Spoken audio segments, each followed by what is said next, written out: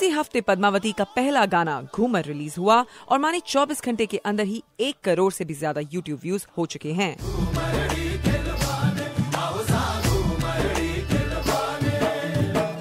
इस गाने को इतनी शानदार तरीके से जो दिखाया गया है, दीपिका पादुकोण अपने राजपूती अंदाज में घूमर करते हुए बेहद खूबसूरत लग रही हैं।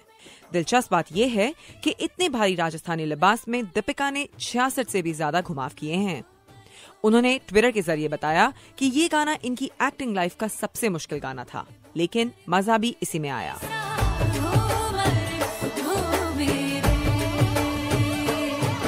दीपिका के साथ नजर आएंगे शाहिद कपूर, आका पद्मावती के शौहर महारावल रतन सिंह और रणवीर सिंह, जो सुल्तान अलाउद्दीन खिलजी का किरदार अदा करेंगे।